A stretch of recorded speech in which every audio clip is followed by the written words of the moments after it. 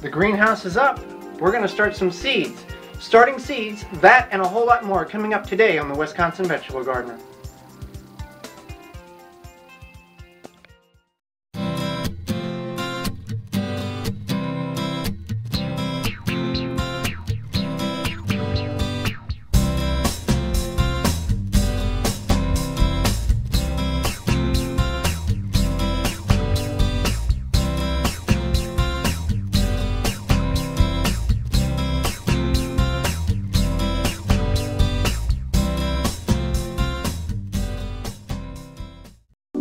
This program was funded by the following. At dollarseed.com, all of our seeds are only $1 a pack. And we have online resources that teach you all about the rewarding hobby of growing your own plants, flowers, herbs, and vegetables. Imagine the joy you'll feel when your children actually help you harvest your first garden crop, or the pride of knowing you'll never need a florist again. Visit dollarseed.com and grow a little magic of your own for just $1. Dollarseed.com. What could be healthier? Willow Springs Soap Company is a locally owned Colorado business just a stone's throw away from the Rocky Mountains. Their handmade soap is made from simple, recognizable ingredients, which lead to a more natural, earth-friendly, long-lasting, and hard bar with a wonderful creamy lather. They make soap using the cold kettle process with a specially formulated recipe of 100% vegetable oils. They use traditional methods that produce a true soap instead of the commercial synthetic alternatives that can dry out skin. Go to www.willowspringssoap.com to get a fresh and natural clean, handmade in the Rockies. The Wisconsin Vegetable Gardener supports the following. Hunger Task Force believes that every person has the right to adequate food obtained with dignity. They're providing food for people in need. With their 151-acre working farm and fish hatchery in Franklin, Wisconsin, volunteers are needed daily. You could plant seeds in the greenhouse, ride the transplanter, or you can make an instant $10 donation from your mobile device by texting food to 52,000. For more information on how you can help end hunger, visit hungertaskforce.org.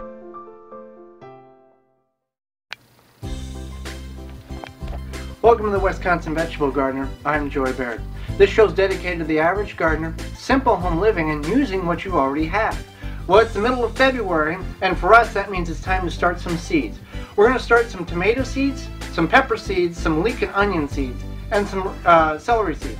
So we're going to show you how the process that we use goes, and there's different ways of you can starting seeds, but this is how we do it, and this is what works best for us. Now, we've got these little trays that we've saved over the years from friends who have planted flowers, and these work great for putting your containers to start your plants in. Over here we've got some cups that we saved from parties. Those work really good, and the nice advantage to this is whether you have tomatoes planted in these or peppers, when it's time to go to the garden, you can just pick the whole thing up and walk out with it. You're not dangling with those plastic trays that can break and crack on you. So we've got 50 trays here, or 50 containers here. We've got 25 different varieties of peppers and tomatoes combined, so we're going to plant 2 of each variety. A lot of our seeds we got from dollarseed.com, and they have an online catalog that you can print out, and we put it together, and it's got all the varieties that they have. And the nice thing about dollarseed.com is they have a small variety of seeds, or a small quantity of seeds in each variety. For example, you don't need 500 tomato seeds. You've got a small variety. There's 91 tomato seeds in there. Radishes, beets, the same thing. So you don't have to save the seeds to year. You can use them all and continue on and buy new ones next year, all for $1. So let's get started. Now, one of the tips I'll give you is if you have difficulty grasping the seeds, you can always use a set of tweezers to plant them. With tomatoes, you want to plant them about a quarter of an inch below the surface. Now we've got organic soil, potting soil in each one of these pots, and these are window blinds that we've recycled as row markers. We're going to write the variety of tomato on these row markers, and instead of writing a label on the side of the pot here and then having to transfer that to when we put them in the ground, we can just write on here, and then when we plant the tomato in the ground, we can stick this right beside it, and we always know what type of tomato we're planting. So let's go ahead and get started. Alright, we're going to start with some red small cherry tomatoes here. Now if you want to, you can always put them in a lid. I got a few too many there. And it just makes it easier to grasp them with the tweezers. And like I said, you just want to put them about 1/4 to 1/2 inch deep. Put them in the center. Now a lot of people will put 2 or 3 in a container, and then they'll weed out the two weakest ones. I just plant one in the container, so when it grows, and if it doesn't grow, then I can just plant a new one instead of wasting a lot of seeds. So we're just going to do 2 of each variety. And the way we're going to do this, I'm just going to lay it there, and then I'll come back and write on the row markers what we have. Here's some yellow plum tomatoes. And we'll just plant those right next to them. Now there's different types of tomatoes. There's determinate and indeterminate tomatoes. Determinate meaning that they grow to a certain height, then bear the fruit. Indeterminate means they'll grow, produce the fruit, and continue growing. Now a story was once told that tomatoes are vines. And the story was once told that an individual was in Hawaii and saw a tomato plant along the side of the road, and either they walked it or they drove it, but the vine of the tomato went 2 miles. So these things will grow forever. What normally kills a tomato is the fall frost. And that's why you want to have a tall, strong cage to go around these. Alright. So let me get the rest of these planted, and then we'll move on to some peppers.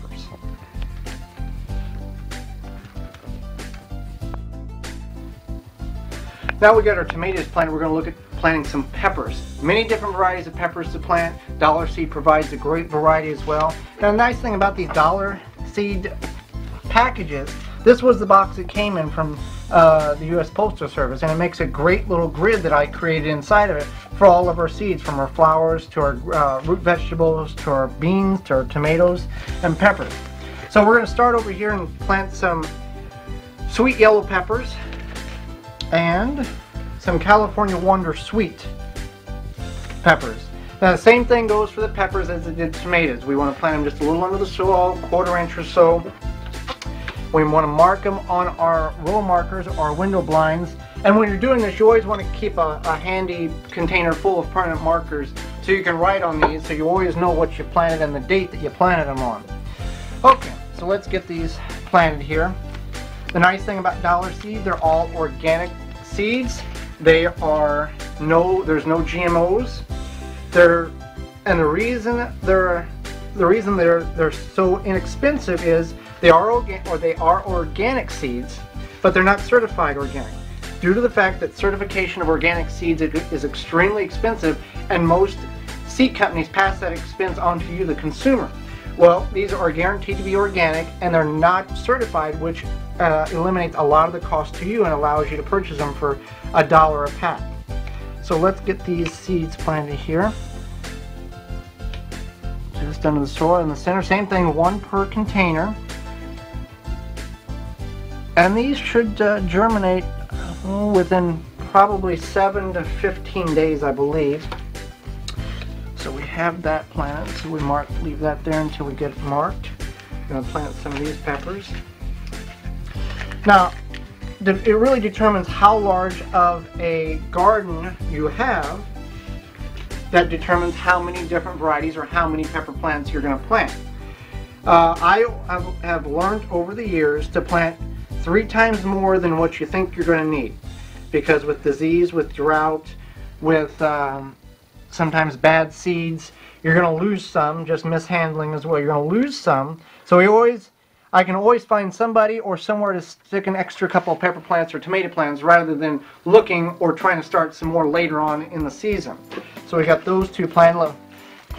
So I'm going to plant the rest of these tomato plants, and then we're going to look at talking about planting some leeks and some onions and some of the tricks that you can do on planting those.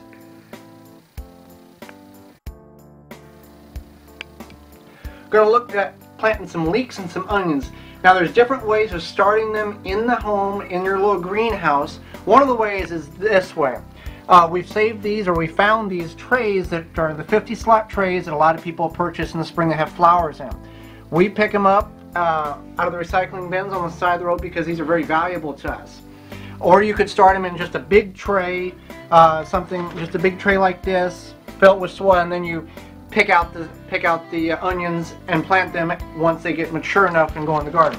This way we found works better. Now there's two ways of doing this. Yes, there's 50 slots in here, but one way you can double your planting capacity is simply putting a little piece of cardboard in each one of these slots and then filling it with potting soil. Just a piece of cardboard. You got off a box of fish, your soda box. These have a little wax on them to where it's not going to rot that quickly. And then when it's time to plant, you'll have a leek or an onion on both sides. You'll pull this out or take a spoon and pull it out. So you have twice the amount of stuff, twice the amount of produce you're planting in the garden or sets. We just did on a few of them just to show you. We're just going to plant one onion and one leek per tray since we have accumulated so many of these trays over the years. Another thing you want to keep in mind, these have slots underneath them, big holes, so you don't want to just set this anywhere and water it because it will clean, a lot of your soil will flow out of the holes. So you want to put them in one of these black trays and it'll make it easier to transport as well. So again, these got some onions, some white sweet Spanish onions, and some American flag leeks from dollarseed.com. So we're going to plant them one per container. And now another thing, I've got row markers here. One, to mark so I know what tray's what, and two, when we go out in the garden and plant these, I can simply take one of these row markers, put it at the beginning of the row, and the other one at the end of the row so I know where I've stopped at. So let's get started planting some leeks here and some onions. We'll start with the onions. There's 110 onion seeds in that little package, which would be about what normally we would plant, so we wouldn't have to save any for next year. So again, just put it just under the surface of the soil, 1/8 of an inch or so, and then you want to water these in very nicely. And like here, I'm getting 4 for every 2 I'm planting. Alright, and the same procedure for the leeks. Same type of seeds. Leeks, there's 165 in this pack. So that'll be enough for what we need for this year. So let me get all these planted, and we're going to talk about planting some celery, some kale, and some Brussels sprouts.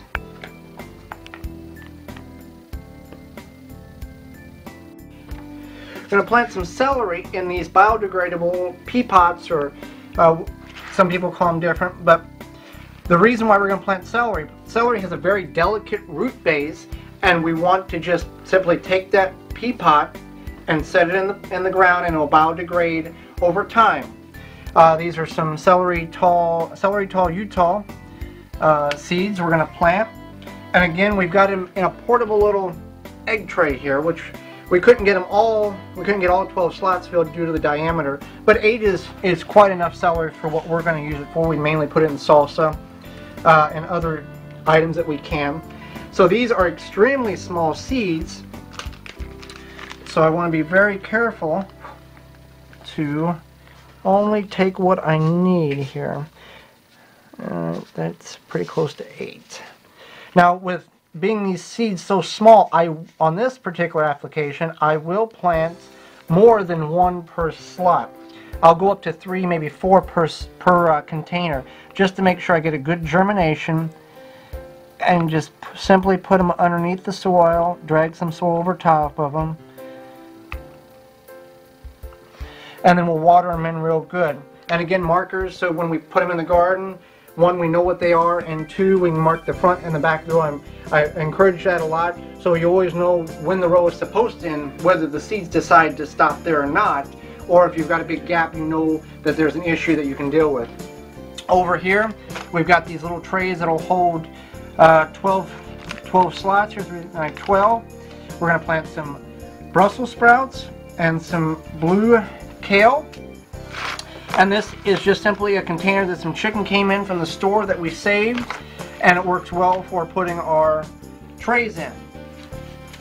So we'll plant some kale. Now kale, you can do so many things with kale, and kale's a very hardy plant.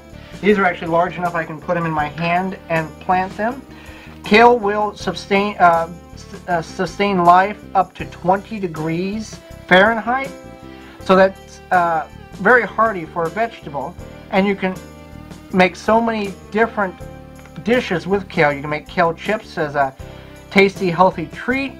You can mix it in salads. It's something I encourage you to grow. So, and pesto you can make with kale also. You've seen us do that before. So let's get all these planted here. So it's one of the things, and it grows very easily. Pretty much any part of the country you can grow kale. And there's many different varieties of kale here. Alright, we've got all those planted. And Brussels sprouts, we're going to plant 12 of those and water those in also. And then we're going to talk about, and I haven't forgot about you, that don't have access to the ground. We're going to plant some vegetables in hanging pots after we get done planting the Brussels sprouts. So let me get these planted, and we'll come back and talk about hanging pots and what vegetables you can plant in those.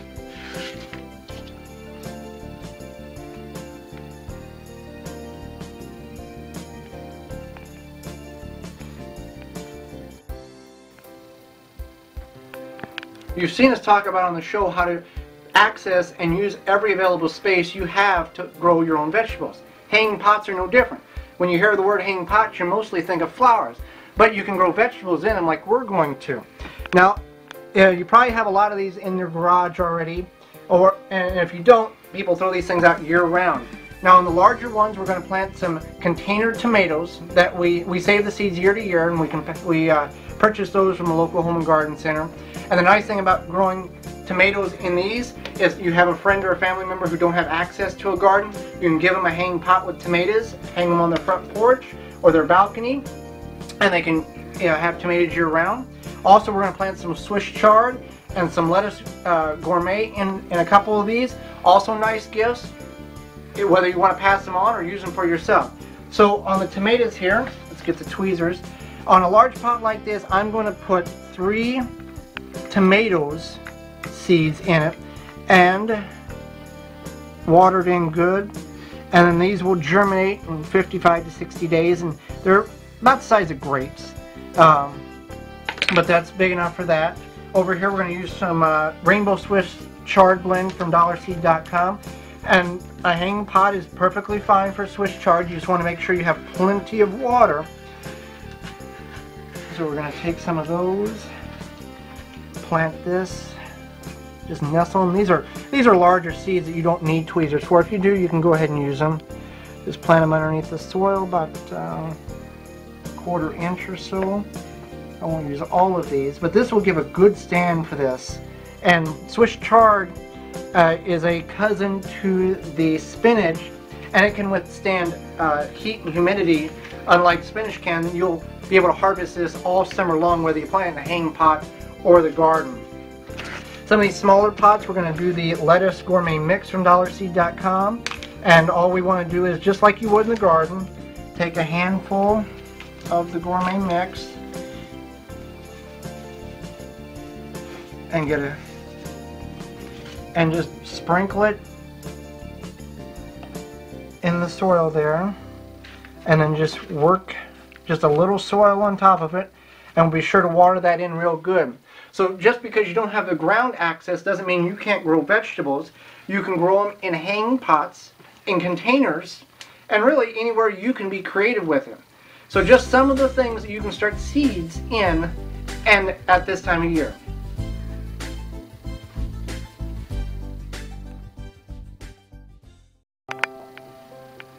Well, that's all the time we have. Hope you enjoyed the show as much as we enjoyed bringing it to you. And as you can see, there's many different ways you can start seeds in the house. This little greenhouse works fine for us, and it would work fine for you. You don't have to have a big greenhouse outside to start seeds like some of you may think. And these hanging pots, they work great for starting vegetables. And you can hang them by the window until they get established and until it's warm enough outside to hang them. For all of us here at the Wisconsin Vegetable Gardener, I'm Joy Baird, encouraging you, take a child gardening and start growing some memories.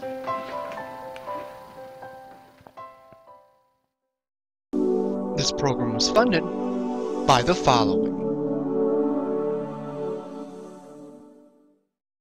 At dollarseed.com, all of our seeds are only $1 a pack. And we have online resources that teach you all about the rewarding hobby of growing your own plants, flowers, herbs, and vegetables. Imagine the joy you'll feel when your children actually help you harvest your first garden crop. or the pride of knowing you'll never need a florist again. Visit dollarseed.com and grow a little magic of your own for just $1. Dollarseed.com. What could be healthier? Willow Spring Soap Company is a locally owned Colorado business just a stone's throw away from the Rocky Mountains. Their handmade soap is made from simple, recognizable ingredients, which lead to a more natural, earth-friendly, long-lasting, and hard bar with a wonderful creamy lather. They make soap using the cold kettle process with a specially formulated recipe of 100% vegetable oils. They use traditional methods that produce a true soap instead of the commercial synthetic alternatives that can dry out skin. Go to www.willowspringsoap.com to get a fresh and natural clean, handmade in the Rockies. The Wisconsin Vegetable Gardener supports the following. Hunger Task Force believes that every person has the right to adequate food obtained with dignity. They're providing food for people in need. With their 151-acre working farm and fish hatchery in Franklin, Wisconsin, volunteers are needed daily. You could plant seeds in the greenhouse, ride the transplanter, or you can make an instant $10 donation from your mobile device by texting food to 52,000. For more information on how you can help end hunger, visit hungertaskforce.org. The show never ends on our Facebook page. Keyword Wisconsin Vegetable Gardeners. Like the page and continue the discussion there.